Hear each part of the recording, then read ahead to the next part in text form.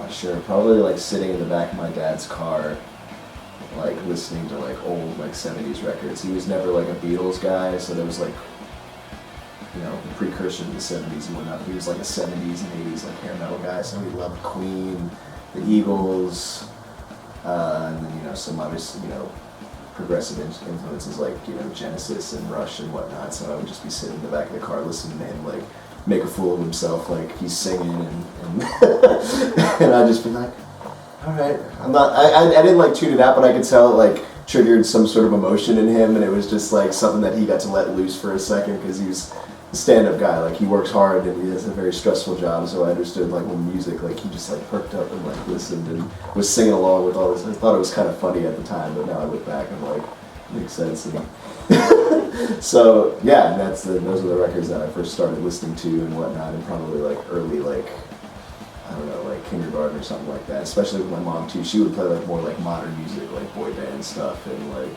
NSYNC, Backstreet Boys, whatever was on the radio at the time, basically. So that was huge as well early on. But those are the first like memories of like early music that I really started listening to. Like it wasn't just background noise that I heard. It was like I was actually listening and I knew all the words to all of those songs, like top to bottom. So earliest memory of music. One early memory is going to different bluegrass festivals that my dad would play at. We would go to North Carolina to Merle Fest and Telluride in Colorado. So that was a big part of it. Going to Telluride and Merle Fest with my dad. He played with Sam Bush, so riding on tour buses and going to festivals was my childhood.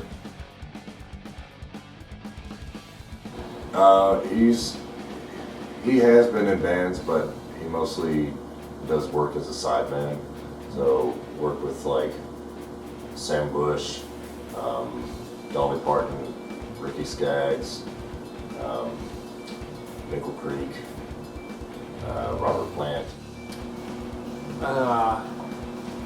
Probably should have thought about this. Other than like children's music and things like that, like cassettes, like Raffi and stuff, honestly, it's probably the acoustic Eric Clapton tapes that we had and the Eagles reunion album. I didn't know that's what it was back then, but those are some of the first songs that I remember like at a really young age.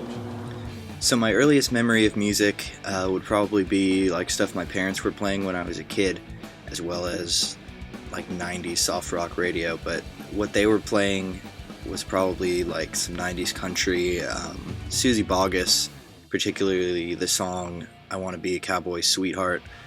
I would like gallop around my house on a little like wooden horse, basically, like my parents would put that on, and we would just dash to the playroom to grab our wooden horses and just blast around the house.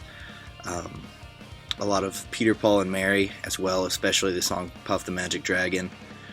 And as far as not just my earliest memories, but my first memories of really getting into a specific band as opposed to just passively having music happen to me would probably be the band Queen, for sure, which is still one of my favorite bands of all time, definitely.